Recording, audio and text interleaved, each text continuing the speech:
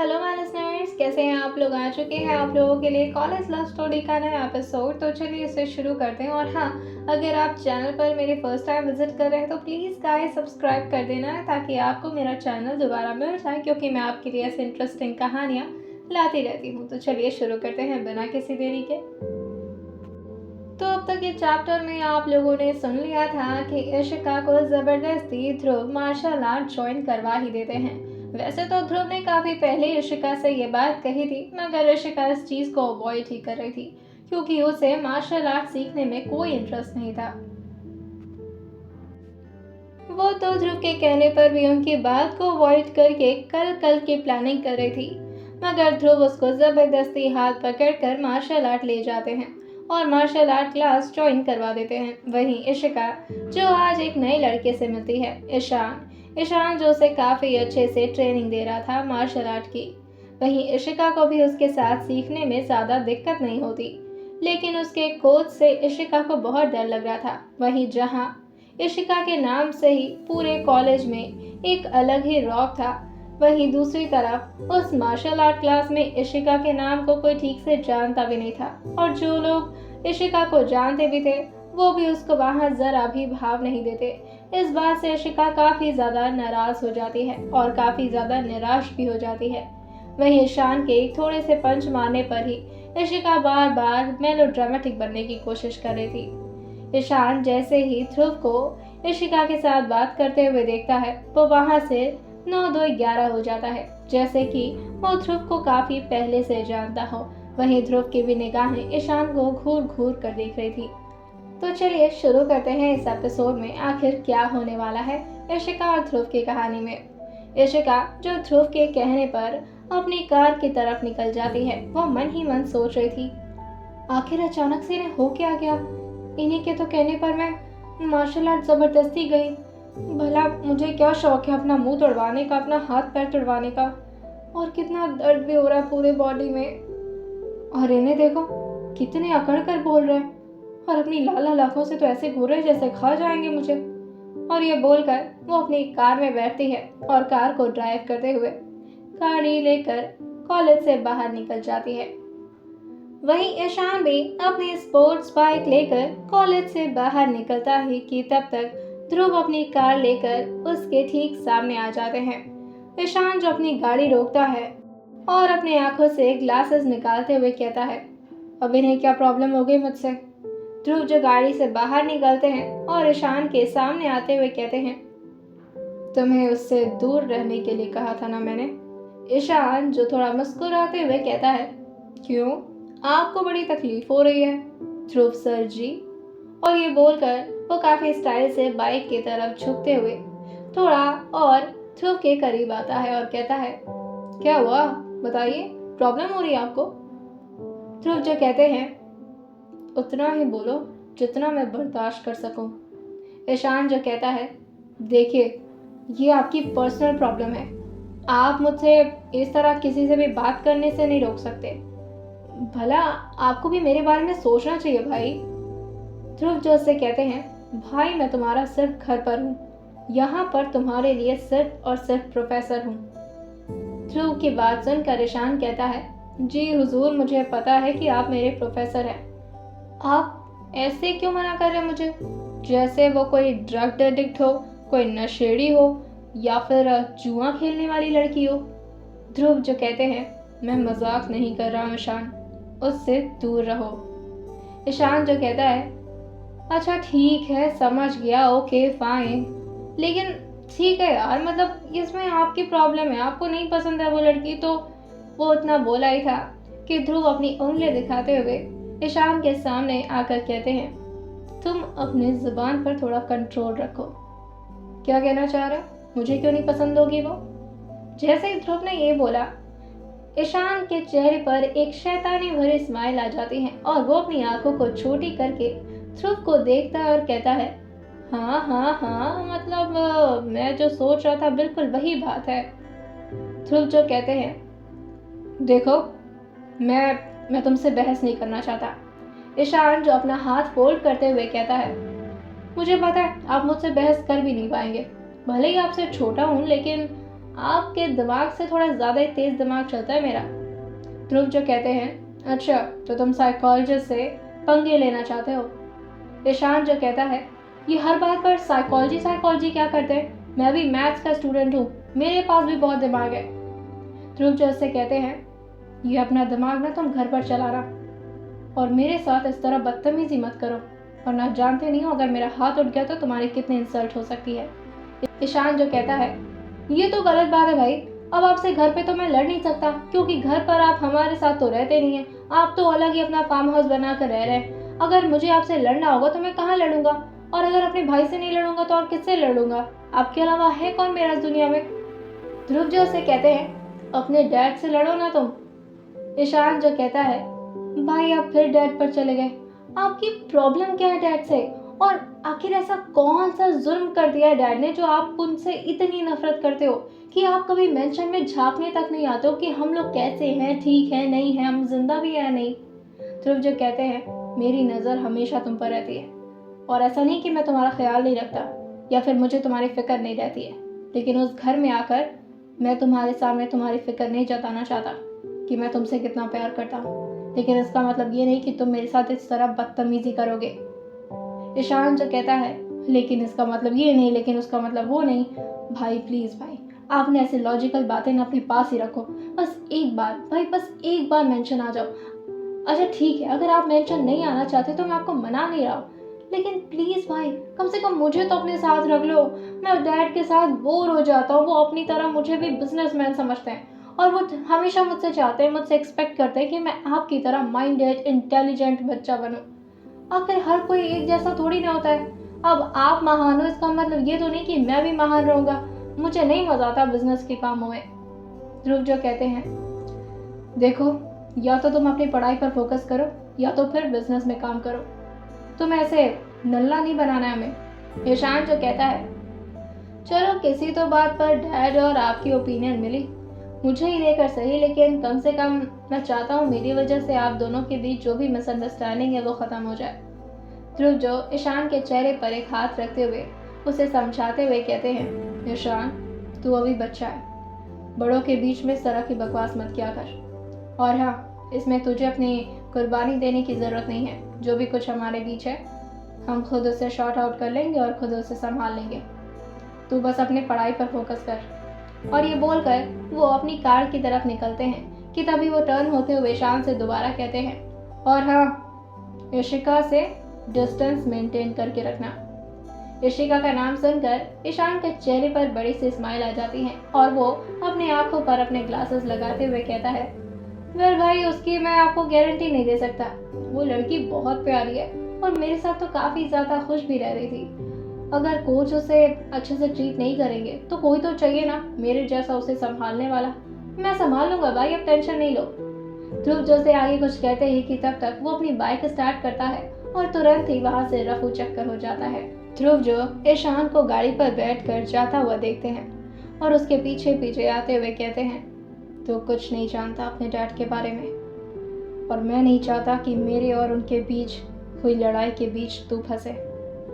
अगर तुझे तेरे डैड के बारे में पता चलेगा ना तो तुझे खुद समझ आ जाएगा कि वो कितने घटिया इंसान है, और मैं नहीं चाहता ईशान कि तुझे इतनी जल्दी अपने डैड के करतूतों के बारे में पता चले और तू भी मेरी तरह मैच्योर बन जाए। तू अभी बच्चा है और तेरा बचपना मैं तुझसे छीन नहीं सकता। और ये बोलकर वो अपनी कार में बैठ जाते हैं और अपना कार स्टार्ट करके अपने फार्म हाउस की तरफ निकल जाते हैं। आज यशिका का क्लास काफ़ी ज़्यादा ही टफ हो चुका था। एक तो पहले वो सारे सुबह के क्लासेस अपनी पढ़ाई से रिलेटेड की और उसके बाद ये मार्शल आर्ट का क्लास उसको पूरी तरह से एग्जॉस्ट कर देता है। यशिका जो बड़ी मुश्किल से कार ड्राइव कर करके अपने घर तो पहुंच जाती है, मगर जैसे ही वो कार से उतरती है उसके पैर, उसके हाथ, उसके कमर, हर एक जगह पर दर्द होने लगता है। वो जैसे तैसे करके गाड़ी से उतरती है और अपने कदम को एक एक करके बढ़ाते हुए बड़े मुश्किल से आगे बढ़कर मेंशन के अंदर पहुंच जाती है।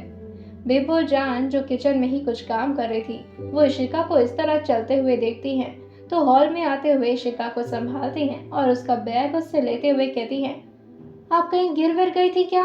और ये कपड़ों का क्या हाल बना रखा है, और ये बाल। ईशान ने इशिका को सिखाते वक्त काफी अच्छे से उसके मूव्स बनाए थे, साथ ही वो कई बार उसको मारकर गिरा भी दे रहा था। इशिका जो सीखते सीखते भी कई बार खुद से गिर जा रही थी, जिसकी वजह से उसके पूरे बाल इधर से उधर बिखर गए थे और साथ ही उसके कपड़े भी काफी बुरी तरह से खराब हो चुके थे। वहीं बेबू जान को इशिका गले लगाते हुए कहती है, काश काश कोई होता बेबू जान जो मुझे अपनी गोद में उठाकर मेरे रूम में लेते जाता। इशिका की ऐसी बात सुनकर बेबू जान जो थोड़ा घबरा जाती हैं, क्योंकि बेबू जान जो बहुत ही मासूम थी और उसे इशिका की बात समझ नहीं आती। बेबू जान जो थोड़ा घबराते हुए कहती हैं, आप ठीक हैं, कहीं कुछ हुआ तो नहीं आपको। इशिका जो थोड़ा हंसते हुए कहती है, आपको क्या क्या बताऊं मेरे साथ क्या क्या हुआ है। आज तो मेरी पूरी वाट लग गई है। बस किसी भी हालत में मुझे अपने रूम तक पहुंचना है। ये सीढ़ियाँ मुझे ऐसा लग रहा है जैसे मुझे हिमालय पर्वत पर चढ़ना हो। और वो ये बोलकर बेबू जान से अलग होती है और रेलिंग पकड़ते पकड़ते एक एक सीढ़ी चढ़ने लगती है। बेबू जान जो उसकी ऐसी हालत देखकर तुरंत ही विक्रम जी को आवाज देती हैं, सर सर, विक्रम साहब सुनिए। विक्रम जी और साथ ही आस्था जी जो दौड़ कर आती हैं और कहते हैं, क्या बात है, क्या हो गया बेबू जान। वहीं विक्रम जी भी कहते हैं, क्या हो गया है, सब ठीक तो है। बेबू जान जो इशिका को दिखाते हुए कहती हैं, वो देखिए, पता नहीं क्या हुआ है, बच्ची को कुछ बता भी नहीं पा रही और बहुत परेशान है। आस्था जी जो इशिका को इस तरह चलते हुए देखती हैं तो वो भी थोड़ा घबरा जाती हैं और तुरंत ही अपनी साड़ी को संभालते हुए इशिका की तरफ दौड़ जाती हैं और इशिका को संभालते हुए कहती हैं, आप ठीक हैं बेटा, क्या हुआ है आपको, और आप ऐसे क्यों चल रही हैं, कहीं कोई एक्सीडेंट। इशिका जो अपना हाथ आस्था जी के हाथ से छुड़ाते हुए थोड़ा झटके से अपने हाथ को उनसे दूर करती है और कहती है, वैसे आपको कुछ ज्यादा ही शौक नहीं रहता है लोगों के एक्सीडेंट की कथाएं सुनने का। आस्था जी जैसे ये सुनते हैं उनको एकदम जोर से झटका लगता है, क्योंकि इशिका जो अपने मॉम से रिलेटेड और साथ ही को अपने पास्ट से रिलेटेड बात को टॉन्ट आस्था जी को दे रही थी। आस्था जी जो इस बात को समझती हैं और वो तुरंत ही अपना सिर नीचे कर लेती हैं। वहीं विक्रम जी भी आस्था को हटाकर इशिका के सामने आते हैं और कहते हैं, इशिका क्या हुआ है तुम्हें, पहले ये बताओ। इशिका जो कहती है, थैंक यू डैड, आप आ गए ना, अब मेरा हाथ पकड़िए और बस मुझे मेरे रूम तक लेते चलिए। विक्रम जी जो थोड़ा घबराते हुए पूछते हैं, सब ठीक तो है, तुम्हें चोट तो नहीं आई, कहाँ क्या हुआ है, तुम कुछ बताओगी। इशिका जो कहती है, आपको नहीं बता सकती डैड, आज जो मेरे साथ जुल्म हुआ है ना, उसका तो बदला मैं खुद लेकर रहूंगी। हाँ, बस अभी मुझे मेरे रूम तक पहुंचा दीजिए। और ये बोलकर वो पूरा अपना भार विक्रम के ऊपर डाल देती है। वहीं विक्रम जिसे संभालते हुए उसके रूम में ले जाते हैं और उसके बेड पर बैठा देते हैं। इशिका जो एक सेकंड भी बैठ कर नहीं रह पाती और वो तुरंत ही बेड पर गिर जाती है। विक्रम जी, आस्था जी और बेबू जान तीनों उसको घेर कर खड़े थे और बेड पर देखे जा रहे थे। इशिका की तुरंत ही आंख लग जाती है, लेकिन तभी विक्रम जी उससे कहते हैं, इशिका। इशिका जो कहती है, हाँ क्या हुआ, आप लोग मुझे ऐसे घेर कर क्यों खड़े हैं, खाएंगे क्या मुझे। विक्रम जी जो कहते हैं, तुम कुछ बताओगी, हम यहाँ इतना परेशान हैं और तुम आराम से सोए जा रही हो। इशिका जो कहती है, आराम से कहाँ सो रही हूँ, बहुत दर्द से सो रही हूँ, मुझे सो जाने दीजिए, मुझे बहुत नींद आ रही है, और कुछ नहीं हुआ मुझे, बस सो जाने दीजिए। और ये बोलकर वो अपना पिलो अपने कंधे पर लगाती है और आराम से सोने लगती है। उसने अपना शू भी नहीं निकाला था। बेबू जान जो उन दोनों को कहती हैं, आप लोग जाइए, हम बात करते हैं इससे, सोते सोते हमें अगर कुछ बताएगी तो हम आपको आकर बता देंगे, आप लोग झूठ में परेशान मत होइए। विक्रम जी जो कहते हैं, हाँ, और अगर कुछ बात होगी सीरियस तो मुझे बताइएगा, मैं तुरंत ही कुछ इलाज करता हूँ उसका। और ये बोलकर वो आस्था जी को लेकर रूम से बाहर निकल जाते हैं। वहीं बेबू जान जो इशिका से कहती हैं, अजीब हालत है, कभी भी इस तरह से तो आप कॉलेज से घर नहीं आई, ऐसा लग रहा है अखाड़ा लड़कर आ रही हैं। जैसे इशिका के कान में ये बात आती है वो तुरंत ही बेबू को अपनी आंख खोल कर देखती और कहती है, हाँ बस यही हुआ मेरे साथ। अचानक से यूं उठकर इशिका बैठ गई थी, जिसकी वजह से बेबोजान थोड़ा घबरा जाती हैं और एकदम से खड़े होते हुए कहती हैं, अरे क्या क्या हुआ? आप तो सो रही थी ना? इशिका जो कहती है, आप तो डर गई मुझसे। बेबोजान जो कहती हैं, आप खुद को एक बार शीशे में ठीक से देख लीजिए, आज अपनी हालत देखकर आप खुद भी डर जाएंगी। इशिका जो कहती है, क्यों इतनी डरावनी लग रही हूँ क्या? बेबोजान जो कहती हैं, अपने बाल का हालत तो देखिए, पूरी तरह से मुंह पर आके बिखरा हुआ है। और मुझे बताइए क्या हुआ है? कुछ कुछ बात है ऐसी जिससे आप इतना थक गई? इशिका जो कहती है, आप इसे तो बता सकती हूँ, आप ये शूज़ रुकिए मैं खुद निकालती हूँ। और वो अपना शूज़ निकालते हुए बेबोजान को बैठाती है और कहती है, आपको पता है आज क्या हुआ? बेबोजान जो अपना सिर हाँ में हिलाते हुए कहती हैं, अब बताएंगी तब तो पता चलेगा, बताइए क्या हुआ? इशिका जो कहती है, हाँ तो मैं आपको बताती हूँ, आप अपना पैर लाइए, मैं लेट कर बताऊंगी। और वो उनके गोद में लेट जाती है और उनको एक एक बात बताने लगती है। वो खड़ूस इंसान जिसे आप मेरा प्रोफेसर कहती हैं, हाँ बहुत अच्छे प्रोफेसर होंगे, लेकिन एक नंबर के, क्या ही बोलूँ उन्हें। आपको पता है ज़बरदस्ती मुझे आज मार्शल आर्ट लेते गए और मार्शल आर्ट क्लास में जो मेरी धुलाई करवाए, साथ ही साथ आज मुझे बहुत सारे क्या बोलते हैं उसको, मूव्स, हाँ मूव्स भी सिखाए गए। इशिका को इतनी प्रॉब्लम हुई नहीं थी जितना वो बता रही थी। उसका पूरा इरादा यही था कि अगर वो बेबूजान से सारी चीज़ें बताएगी तो बेबूजान ज़्यादा इमोशनल हो जाएंगी और साथ ही वो आस्था जी और विक्रम जी को भी सारी बातें बता देगी, जिससे प्रोफेसर को विक्रम जी थोड़ी डांट भी लगाएंगे और साथ ही उसका मार्शल आर्ट क्लास भी बंद करवा देंगे। उसका तो पूरा इंटेंशन यही था और इसी वजह से वो बेबूजान को बहुत ही बढ़ा चढ़ाकर बातें बता रही थी और ज़्यादा से ज़्यादा एक्टिंग करने की उनके सामने कोशिश कर रही थी। वहीं बेबूजान जो काफ़ी ज़्यादा मासूम थी और इशिका को लेकर तो कुछ ज़्यादा ही इमोशनल थी। वो इशिका के फोरहेड पर अपना हाथ फेरते हुए कहती हैं, आपको इतनी तकलीफ हो रही थी तो आपको वहाँ से आ जाना चाहिए था, आपको क्या ज़रूरत थी वहाँ पर रहने की? इशिका जो कहती है, वो अकड़ू जी वहाँ पर बैठे हुए थे, उन्होंने कहा कि अगर हम भागते ना तो हमें पकड़कर दोबारा लेते आते। और फिर वो कोच, वो भी कितने खड़ूस थे और कितना तेज तेज मुझे डांट रहे थे। आपको पता है आज कितना ज़्यादा थक गई हूँ मैं। और ये बोलकर वो दूसरी तरफ करवट ले लेती है और उनके गोद में ही अपना सिर रखकर सोने लगती है। बेबोजान जो उसके सर को सहलाते हुए कहती हैं, अच्छा ठीक है हम समझ रहे हैं, आपको तकलीफ हो रही होगी, हम एक काम करते हैं, हम ना आपकी अच्छे से आज मालिश कर देते हैं, उससे ना आपका सारा दर्द ठीक हो जाएगा। इशिका जो कहती है, सही कह रही हैं आप, मालिश ही कर दीजिए, बहुत दर्द हो रहा है बेबोजान।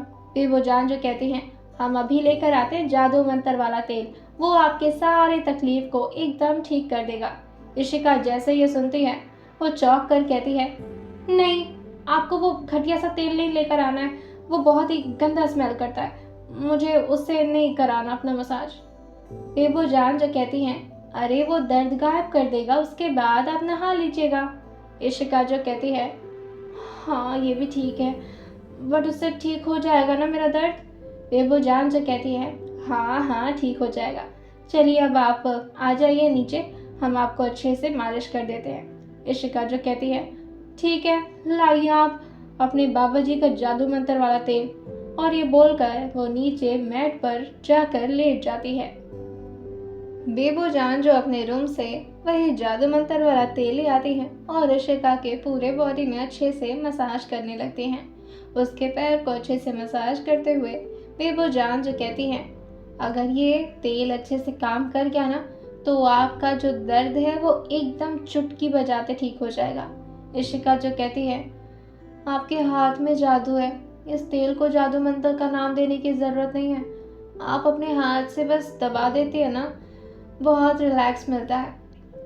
और इशिका अपनी आंखें बंद किए हुए बेबोजान के हाथों के मसाज का मजा ले रही थी। लगभग आधे घंटे में बेबोजान जो उसके पूरे बॉडी का दर्द एकदम से गायब कर देती हैं। इशिका जो अपनी आंख खोलते हुए कहती है, आपके हाथों में सच में जादू है बेबोजान, मुझे तो नींद आने लगी। बेबोजान जो कहती हैं, पहले शावर ले लीजिए, उसके बाद सो जाइएगा और हाँ, इतनी आसानी से नहीं सोने देंगे। आपके लिए खाना भी तो बनवाया था ना सुबह आस्था मैडम ने, वो खाकर ही सोना है आपको। इशिका जो कहती है, आप उनका नाम लेकर मेरा मूड मत खराब करिए, मैं ले लेती हूँ शावर, उसके बाद आराम से सो जाऊंगी। बेबो जान जो कहती हैं, हाँ हम लेकर आते हैं आपके लिए खाना, तब तक आप आराम से नहा लीजिए। इशिका जो कहती है, ठीक है थैंक यू। बेबो जान जो कहती हैं, अब थैंक यू भी मत बोलिए, पराया कर देती हैं आप हमको थैंक यू बोलकर।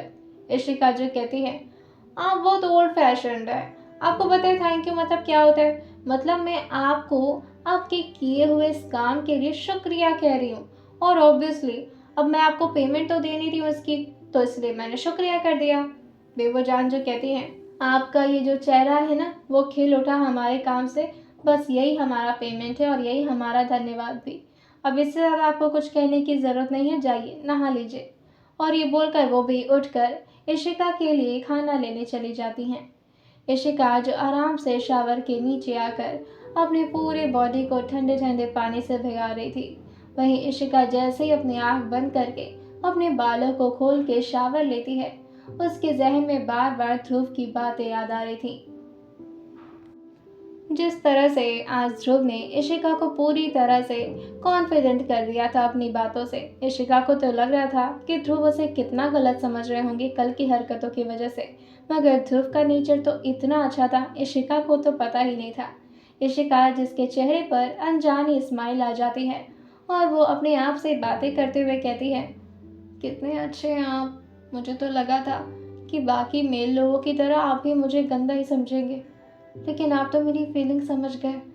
आपको समझ आ गया कि बस हम थोड़ा डिस्ट्रैक्ट हो गए थे। इशिका जो मुस्कुराते हुए कहती है, आप बाकी लोगों की तरह नहीं हैं, आपकी सोच कितनी अलग है सबसे, आप कितनी गहराई से समझते हैं लोगों की फीलिंग्स को, हमारे डिस्ट्रैक्शन को भी कितना आराम से समझ लिया आप, और आपको समझ आ गया कि हमारा कैरेक्टर ख़राब नहीं है, वरना आपकी जगह कोई और होता तो पक्का हमें लूज कैरेक्टर ही साबित कर देता और न जाने किससे किससे ये बातें भी शेयर कर देता। थैंक यू सो मच मुझे इतना अच्छे से समझने के लिए, माय रूड प्रोफेसर।